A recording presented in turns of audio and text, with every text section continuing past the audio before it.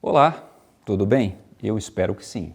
Estive aqui orando por vocês, todos os nossos amigos que estão aqui acompanhando a nossa Semana de Mordomia, e eu espero que você, no seu lar, com a sua família, se você tem filhos, que a bênção do Senhor e a sua graça possa estar sendo derramadas sobre você e sobre todos os seus. Eu sou o pastor Marcelo Carvalho, sou aqui líder de mordomia cristã aqui para todo o estado de São Paulo. E para mim é um privilégio estar falando para você e para a sua família. Eu queria convidar você a pegar a sua Bíblia em Josué capítulo 2. O texto vai de 1 até 14, mas para a gente economizar tempo, eu quero ler aqui para nós o verso de 12 até o verso 13, para nós tirarmos algumas lições especiais para a vida de um cristão. O tema de hoje é como tratar os amigos de Deus. Josué capítulo 2, verso 12 fala assim: Agora, pois, jurai-me, vos peço, pelo Senhor, que assim como usei de misericórdia para convosco, também dela usareis para com a casa de meu pai, e que me dareis um sinal certo de que conservareis a vida a meu pai e a minha mãe, como também a meus irmãos, a minhas irmãs, com tudo o que tem, e de que livrareis a nossa vida da morte. Você sabe muito bem de quem aqui está falando esse verso. Daquela querida personagem chamada Raabe, moradora da cidade de Jericó. Queridos, qual é o contexto da vida de Raabe? Raabe era uma cananita, morava ali na cidade de Jericó, a cidade mais bela, possivelmente de toda a Palestina, mas a cultura cananita não era uma cultura muito boa, muito legal, pelo menos aos nossos olhos. Eles eram extremamente idólatras e extremamente depravados. Eles eram depravados na cultura comum, na justiça, nas convivências, e eles eram depravados na questão da moralidade. E o ápice de tudo isso era quando eles faziam os seus cultos ao deus Baal e Astarote, que eram cultuados justamente naquela cidade, a cidade de Jericó. Era um centro de adoração idólatra a esses dois deuses. Para você ter uma ideia, muitos homens ali do país inteiro, de toda a terra de Canaã, que eram idólatras, quando chegava a época da colheita, eles então pegavam ali os seus frutos e traziam até o santuário. Quando chegavam ali, como é que o deus Baal e a deusa Astarote eram adorados? Por meio de rituais de prostituição, rituais degradantes de moralidade. Mas para que esses cultos eles pudessem ser feitos, eram necessárias o quê? Prostitutas cultuais. E justamente aí que entra o caso de Raabe. Raabe era uma dessas mulheres que participavam desses cultos naquela mais absoluta depravação moral. Essa era a vida de Raabe. Dá para você imaginar uma pessoa vivendo assim? O curioso é o seguinte, apesar de Raabe viver dessa forma, Deus sabia que ali havia um coração sincero e honesto. Ali havia uma ovelha especial. E ela então, como é que ela teve contato com o nosso Deus? Ela teve contato com o Deus Criador do céu e da terra por meio das histórias que Israel passou desde a saída do Egito, 40 anos antes. Todas aquelas histórias chegaram ali em Jericó. E por incrível que possa parecer, aquela mulher que vivia uma vida tão degradada, e que se dedicava todos os seus dons e os seus talentos para promover Baal e Astarote. A Bíblia diz o quê? Que ela acreditou no Deus verdadeiro. E ela diz o seguinte, bom, o que estiver ao meu alcance, eu vou fazer para ir na direção dele. E a oportunidade surgiu. Olha só que incrível. Ela queria fazer algo para ir ao encontro de Deus, mas quem bateu na porta foi Deus. É sempre assim. Lembre-se, se um dia nós estivermos no céu, e eu espero que todos nós estejamos, não é porque nós fomos atrás de Deus, é porque Deus veio atrás de nós. Essa é a mensagem do Evangelho. No paganismo, você faz alguma coisa para Deus te aceitar.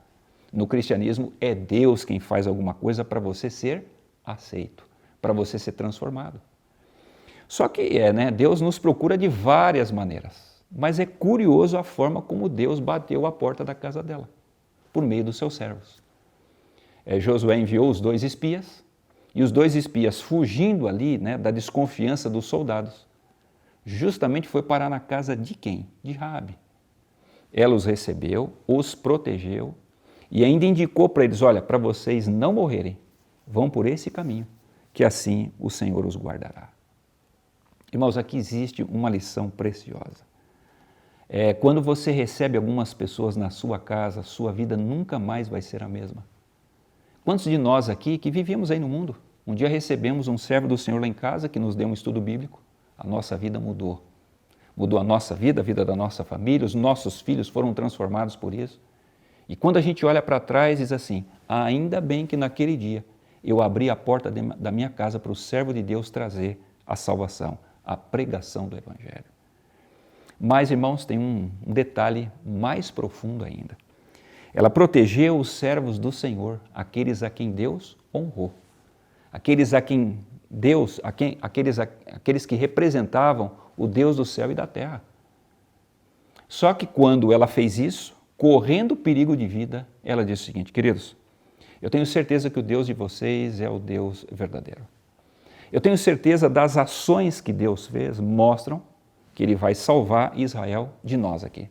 Vocês vão conquistar Canaã inteira. Então vamos fazer uma coisa. Por favor, me deem o privilégio de, assim como o Senhor o salva, me deem o privilégio de fazer parte desta salvação. Então faça o seguinte, como eu usei de misericórdia com vocês, usem de misericórdia para comigo, com meu pai, com a minha mãe, com os meus irmãos, com toda a minha casa. Por favor, me salvem da destruição. Podíamos fazer até aqui um paralelo, né? Com a mulher de Ló com Raabe. Ambas receberam os servos do Senhor em casa. Só que atitude diferente, né? Uma tomou da outra. A mulher de Ló recebeu os anjos em casa. E os anjos falaram, nós temos que sair daqui. Ela não queria sair. Tanto não queria sair, que os anjos falaram, não olhe para trás. Mas ela olhou, fogo desceu. O coração dela estava lá. Raabe, pelo contrário, o coração dela não estava mais ali em Jericó e nem naquelas práticas. Ela renunciou a tudo aquilo. E por isso ela pede, por favor, quando vocês vierem destruir a cidade, usem de misericórdia para comigo e me tirem daqui. Eu quero viver no meio do povo de Deus. Que decisão certa. Uma decisão que vale ouro. Mas tudo por quê? Porque ela recebeu os servos do Senhor com carinho na sua casa. Você tem outros exemplos, Melquisedeque. Melquisedeque sai para recepcionar Abraão. E ele reconhece que Abraão é o servo do Deus Altíssimo. Você tem a Sunamita, que eu já mencionei aqui em outro momento. Ela vê Eliseu passando para cima e para baixo e fala para o marido o seguinte, olha querido, nada nos falta, mas para ele falta. Vamos tratar bem o servo de Deus, vamos construir um cômodo aqui na nossa casa para ele pelo menos descansar. A viúva de Sarepta, quando Elias chegou à porta da casa dela, Elias disse o seguinte, olha, o que você tem? Não, só tem um bocadinho de farinha e azeite, vou fazer um bolinho, eu e meu filho vamos comer e nós vamos morrer. Você vai fazer primeiro para mim. Mas eu prometo que se você fizer isso, o Senhor, o Deus que eu sirvo, não vai deixar faltar comida na sua casa durante toda a seca. E ela recebeu essa bênção. E o que dizer de Ló, eu já mencionei, foi porque os servos do Senhor foram lá e ele foi hospitaleiro, recebeu os servos do Senhor. Por isso a vida dele foi salva. Querido, aqui tem uma lição espiritual incrível de mordomia. Olha só o que Ellen White diz. Deve-se mostrar respeito para com os representantes de Deus. Quem são eles? Os pastores, os professores, os pais, os quais são chamados para falarem e agirem em seu nome. No respeito que lhes é manifestado, Deus é honrado. Livre Educação, página 244. Deixa eu fazer uma perguntinha para você. Como você tem tratado os servos de Deus que Deus envia para a sua vida? Como você tem tratado os pastores que você recebe na sua igreja? Tem gente por aí que fala mal, reclama. Não, vou processar o meu pastor porque ele veio aqui em casa e falou isso e falou aquilo. Irmãos, quanta coisa triste a gente vê nesse mundo. Pessoas perdendo a bênção do Senhor porque não sabem agir como um verdadeiro mordomo. Lembre-se, os homens e as mulheres que Deus envia para a sua vida, eles foram enviados pelo Senhor como tesouros para você. É você quem tem que administrar isso, porque você é mordomo. Como você tem administrado a sua relação com os professores dos seus filhos? Ah, irmãos, eu trabalhei 20 anos em escola. Como é fácil uma mãe ir lá na diretoria reclamar da professora. Mas lembre-se, a professora está se desgastando para cuidar do seu filho e de mais 25, de mais 30, com amor e com carinho. Não seria o momento de você parar e pensar, essa mulher precisa de respeito, acima de tudo. Ela precisa das minhas orações. Para que, irmãos, ficarmos falando mal do vereador da nossa cidade, criticando o prefeito, esculachando o governador, o presidente da nossa república, homens que nós sabemos pela palavra do Senhor, que foram colocados ali por Deus. Se eles agirem mal, a justiça os pegará, ou então a justiça divina. Paulo diz claramente no Novo Testamento que qual é o nosso dever diante dos nossos líderes? Primeiro, honrar e respeitar. E, acima de tudo, orar por eles. E não criticá-los, mas orar, interceder, porque nós reconhecemos que o trabalho que eles têm é um trabalho pesado, penoso, muitas vezes espinhoso. O mais incrível é o seguinte, Raabe, uma mulher cananita, pagã, uma prostituta que vivia daquela forma, ela entendeu como se tratam os servos do Senhor. E por causa disso, ela foi salva e toda a sua família. Você não gostaria de desfrutar das mesmas bênçãos que Deus te dá? Trate bem a professora ou o professor do seu filho. Trate bem o pastor que está aí na sua igreja, que está fazendo o seu melhor. Trate bem os anciãos da sua igreja. Trate bem o seu chefe, ame o seu chefe. Não há nenhum texto na Bíblia que vai dizer o seguinte, olha, critique, odeie o seu patrão, odeie a pessoa que te lidera, porque ele é o quê? Ele é um opressor, essas coisas todas. Não, isso não existe no Evangelho. Nós devemos respeitar, amar e orar por eles.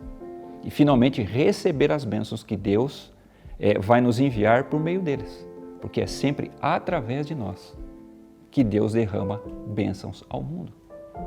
Qual foi a última vez que você chegou nesses líderes e falou uma coisa legal, bacana? Qual foi a última vez que você os agradeceu? Há uns dias atrás eu recebi uma mensagem no meu celular. Fui pregar numa igreja aqui no estado de São Paulo. De uma pessoa que eu vi uma vez só na vida, eu nem me lembro do rosto dela. Ela disse assim, olha pastor, queria agradecer muito, você pregou aqui no sábado de manhã na minha igreja. E você mostrou que eu preciso pensar que os meus filhos são herança do Senhor, por isso é um carinho especial como mordomo. E o melhor que eu posso fazer por eles é colocar na cabeça deles que eles precisam ficar no meu lugar como mordomos do Senhor. Pastor, quando o Senhor falou isso me tocou o coração. Muito obrigado pelo seu ministério. Deu para ver que o Senhor é um homem de Deus, que o Senhor é um homem de oração. Irmãos, eu fui lendo assim, o coração foi quase que virando uma gelatina de tanta alegria e felicidade. Por quê? Porque como é gostoso receber o elogio de alguém. Como é gostoso receber a apreciação de alguém. Faça isso pelos seus líderes e você verá, como Raabe, Deus tem uma bênção separada para você. Eu espero que você possa meditar nas suas atitudes, no seu dia a dia, possa tomar decisões sábias e corretas, decisões que valem ouro. E seguramente você e a sua família serão abençoados pela forma como você trata os líderes que Deus enviou na sua vida. Vamos falar com o Pai? Querido Deus, muito obrigado, Senhor, porque o Senhor, na sua infinita misericórdia, não nos deixou sós nesse mundo. Tem gente que reclama, olha, eu não sei o que fazer, ando em trevas. Não. O Senhor mandou homens e mulheres iluminados por Ti para nos dar aquele conselho sábio, para ir lá na nossa casa fazer uma visita pastoral, iluminar a nossa existência. Muitas vezes para orar junto conosco. Obrigado, Senhor. Obrigado pelos pastores, pelos professores, pelos anciãos. Obrigado, Senhor, pelo governador, pelo prefeito, pelo vereador, pelo presidente da República, pelos deputados, por todas essas pessoas que o Senhor constituiu por meio dos poderes legais. Nós oramos, Senhor, nesse instante por eles. Dá a eles sabedoria, graça e força para administrarem cada vez melhor e que eles entendam que também são mordomos do Senhor e que devem agir como o Senhor agiria se o Senhor estivesse no lugar deles. Fique então conosco para que nós possamos expressar o nosso contentamento, a nossa alegria, a nossa gratidão a eles. E dessa forma, Senhor, a nossa vida possa ser cada vez mais abençoada, como foi abençoada a vida de Raabe nos seus dias. Nos dá essa graça. É o que nós te pedimos em Jesus, o nosso Salvador. Amém, Senhor. Obrigado pela sua atenção. Deus continue te abençoando. Um grande abraço e até a próxima.